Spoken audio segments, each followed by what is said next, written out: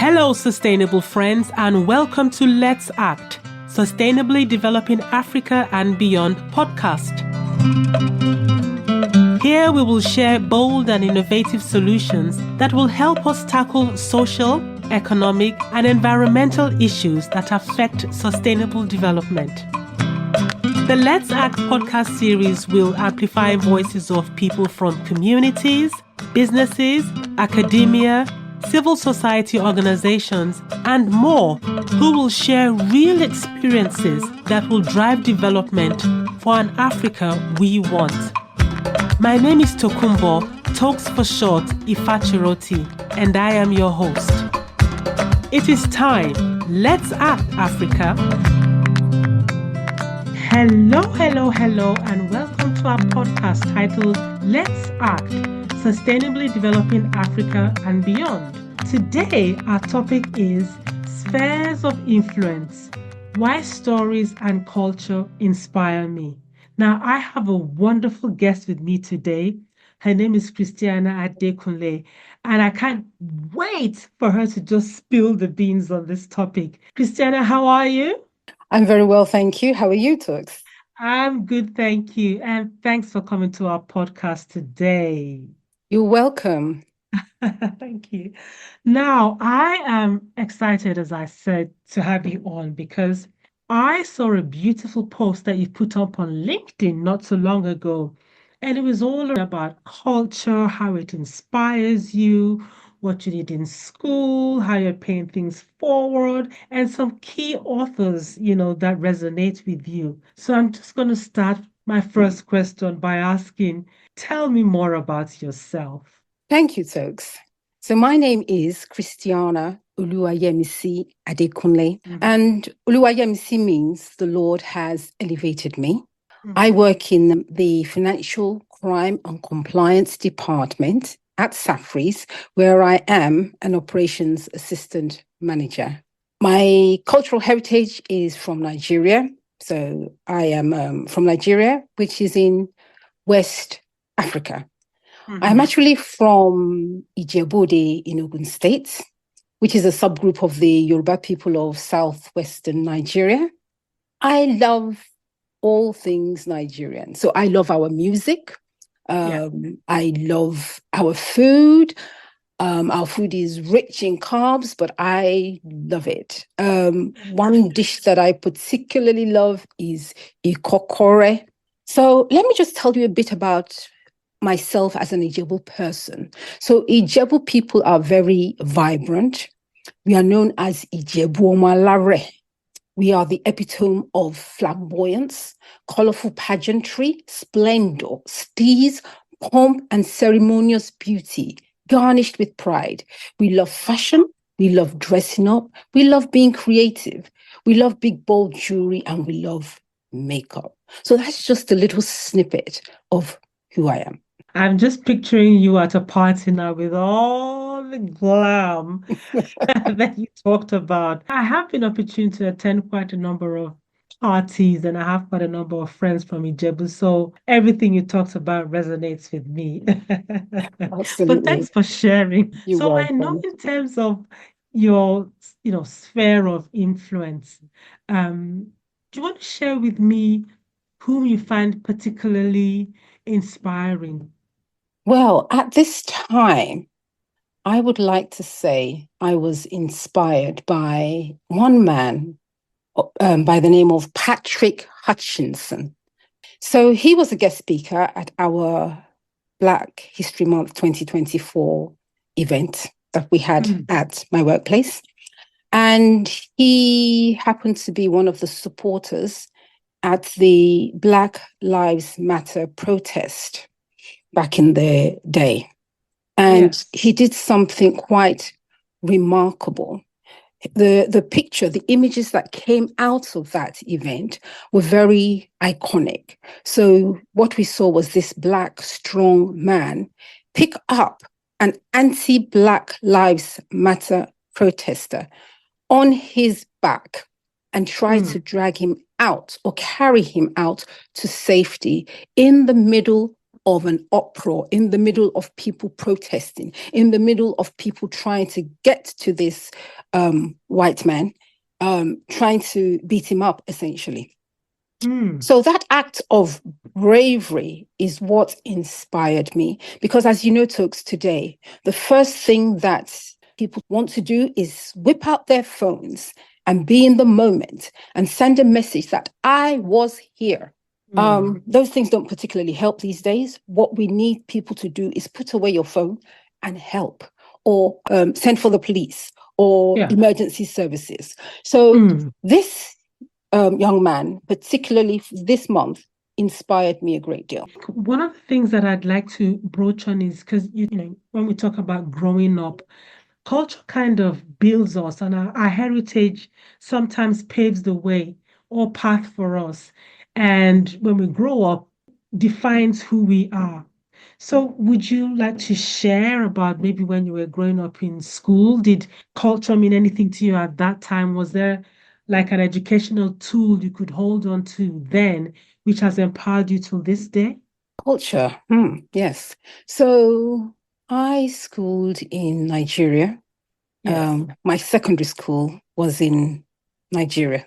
Coming from the UK, of course, it was a culture shock. Of course, you can imagine a young person at the age of 10, 11, coming into a secondary school, boarding school for that matter, and coming into this environment where I could not speak a word of Yoruba, and meeting up with all these people. I mean, it was a culture shock. It was hard learning.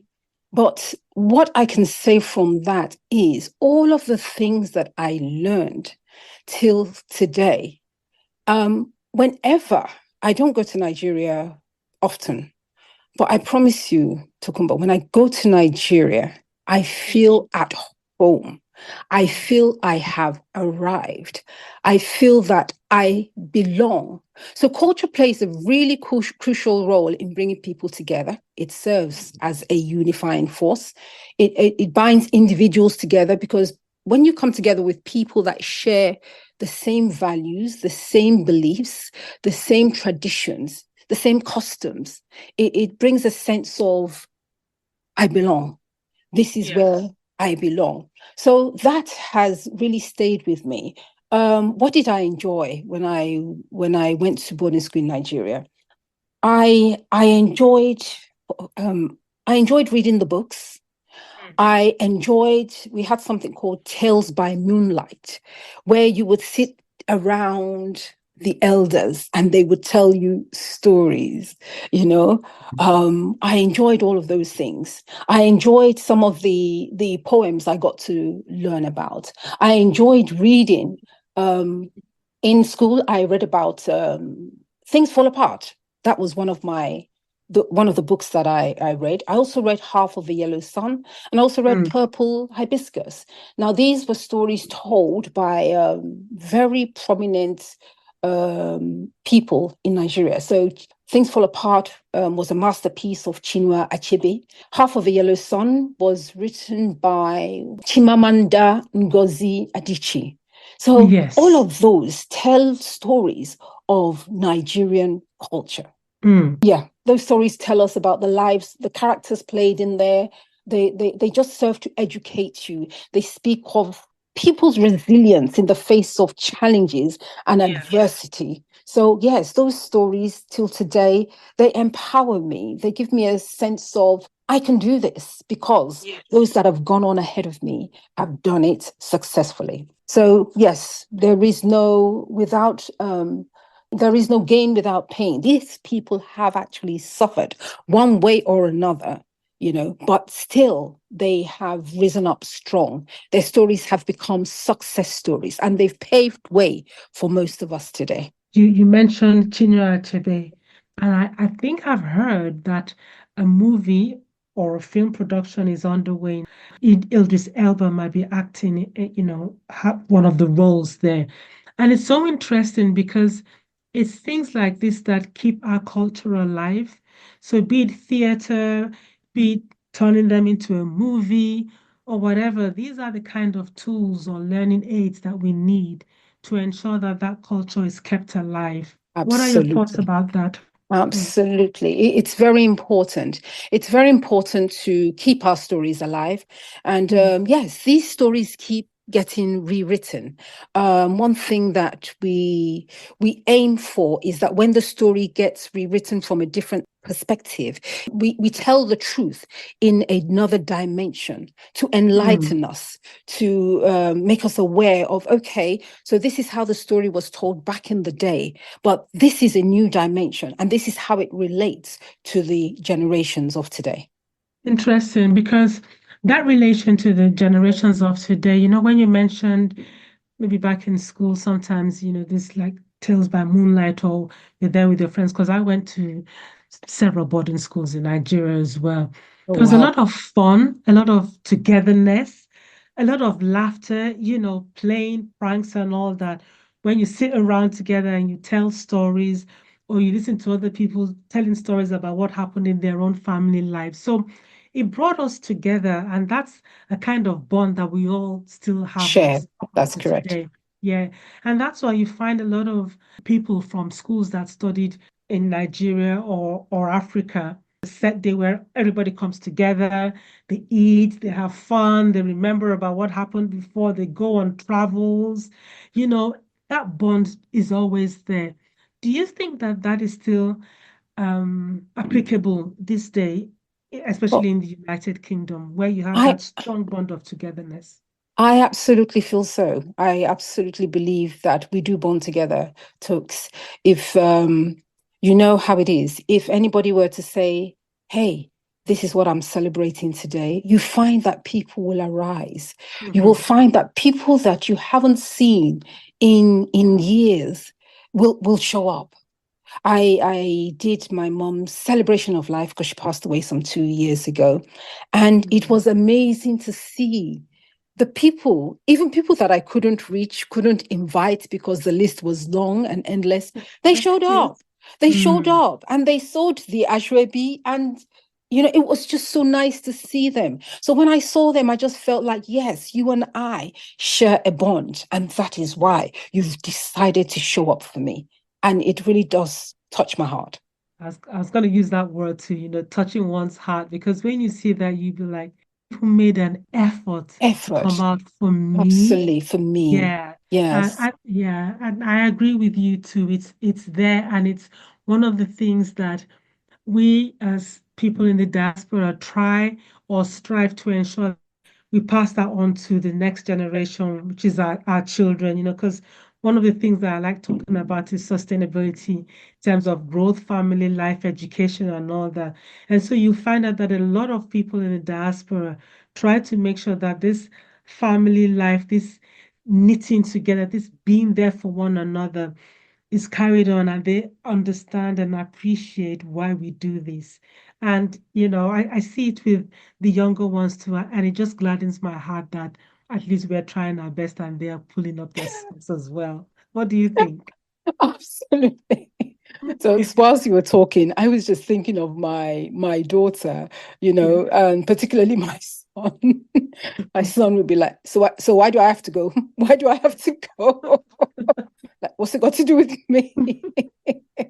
And I've had to tell him that you need to go because Mm. there will come a day you're not going to be young and Gen Z forever. You're going to actually grow up and mature. You're going to Yeah. take on a wife. You're going to take on somebody else's family. You're going to have to Yeah. look after them. So when you get to that stage, if you don't learn what I'm teaching you now, when you get to that stage, you'll become unstuck. So, yes, you need to attend. And I do find that with time, as my children I mean, not so much Tammy, because Tammy is my daughter. She Mhm. understands our culture very well. Auntie Tokes, back in the day, you also did a Tales by Moonlight type thing, even though it was in a hall. My Yeah. daughter remembers all of that. So she Oh, is a bit, fantastic. yes, absolutely. Anti Tales by Auntie Talks or something. I can't Yeah. remember the Time out with anti-talks. time out with Auntie Toads. Auntie Toads. Oh, that was lovely. But Mm. going back to what I was saying, yes. Yeah. So she's already culture. She understands. My son's a lot younger, but he is showing up. So I don't have to stress so much as I used to. The reasons why you have to attend all of these gatherings. So I believe that if we keep showing up, if we keep doing what we need to do, our children will definitely follow. They love our culture. You know that. They love our food. They love our culture. When they come to the parties and see how we behave, they love it. Absolutely. So it's a good thing. It's a positive thing. And we just need to keep doing what we need to do and believe that, yes, we will get there eventually. Exactly. Yeah. I echo when you say they love it. They really do. I mean, especially when they get to those gatherings, it's just like even people they haven't seen in a long time, even aunties and uncles, when they greet them, they're like, how are you? Touching their cheeks and oh, you've grown tall. Yes, yes, auntie. Yes, uncle. They feel so proud too that these people being in their spheres of influence because even as they grow, the jobs they do, the work they do, the entrepreneurship that they do, these uncles and aunties are the same people that are there to lift them up and say, we believe in you, we trust in you, we'll buy from you, we'll encourage you. So it just keeps on, it's almost like a paying it forward, which we love doing. I don't know what your thoughts are about that. Absolutely. The thoughts that were going through my head when you said, now when you go to parties, you will see these young people, they will dobale. Do you get me? They Yeah. will curtsy. They will kind of kneel down. So that Yeah. is the culture. The other thing that struck me whilst you were speaking is my son's Caucasian friends, Asian friends, Yes. Caucasian friends. When they see me, hello, Mm. auntie, hello, uncle. So yes, it's catching on. Now Very that, respectful. yes, very, very respectful. Mm. So now they have told their friends that when you see my mom, don't call her by her name. Don't call her Yemisi. Don't call her Christiana. You need to call her Auntie. And, Auntie. they get to understand that Yeah. elderly people, anybody who is old enough to be your mom, deserves some respect. Call me Auntie. Call me uncle. And they learn that. And it's Yeah. nice to see that our culture is spreading. Mm. Absolutely. It's cutting through all Yeah. barriers, all cultures. I probably want to know, how do you unwind? What do you do in your spare time? Well, in my spare time, I tend to just slouch on the couch. I like that. Lounge And on the I couch. slouch on the couch. I work very hard. I really do. Mm. So when I get to unwind, I like to take a bottle of wine, maybe a bit of cheesecake, and just sit in front of the TV and watch Mhm. something nice, watch something cultural, something inspiring. And Yeah. that's how I just chillax. Or sometimes if I feel I've been cooped up inside, after working from home for so long, Mm. I tend to go out and get some fresh air, do a brisk walk, call a friend, and we go and walk together. That's how Mm. I unwind. Oh, fantastic. Listen, it's been amazing speaking with you. I love everything that we talked about. And I think one of the key things that I've taken from what you said is the lessons that we learn along the way, along this journey called life, and how we can share the stories that we've gleaned from and pass that stories down from generation to generation so that we could use that to inspire everybody that comes in contact with us. So I really love that. And before you say bye, is there any word that you'd like to give us, a word of wisdom to us? Right. So you touched on the poem. So I'm actually going to recite the poem. It's Yes. not a long poem. It's just to Okay. remind us we're just coming out of Black History Month. We are Black 365 days a year, and we do need to celebrate all cultures throughout the year, not just 1 month a year. So let me get to it. The poem I wrote was to reclaim, to resonate, to revere and celebrate, to revoke, to recognize, to enlighten and empathize, to embrace and educate, to run the race and emulate, to shine the light, to transform lives, to rise up high and stay alive, to advocate and be of faith, forsake the hate and be great. This is what I would like for us as a people, as a culture, to do all of the time to pave the way for the generations to come. Wow. So touching. I hope you framed that poem because more people need to hear that poem. More people do. It's inspiring and it resonates with me, and I'm sure it would resonate with a lot of our listeners as well. So thanks a lot for sharing your poem, and thanks for being the inspiration behind writing it, because you really have inspired me today as well. So Thank you. Christiana, I just want to say have a great day Thank and you very don't be a much. stranger. I'm sure we'll meet up at one party soon. We will. Thank you so much. Thank you. Thank you. Take care of yourself. All right, will do. All right, Thank you. Okay, You're bye. welcome. Bye-bye. Thank you, sustainable friends, for tuning into today's episode. And we hope you feel empowered and ready to develop economic, environmental, and social solutions that will bring about positive change in your communities for a better Africa and beyond. By the way, you don't have to wait until the next episode to chat with me. Check us out on Twitter, Instagram, and Facebook at Let's Act Africa and tell me one thing this episode has convinced you to start doing. Also, if you found this episode insightful, please make sure you leave a rating, subscribe to our show, and share with others who you think can implement solutions in Africa and beyond. Remember, we're all in this together. Until next time, let's act Africa.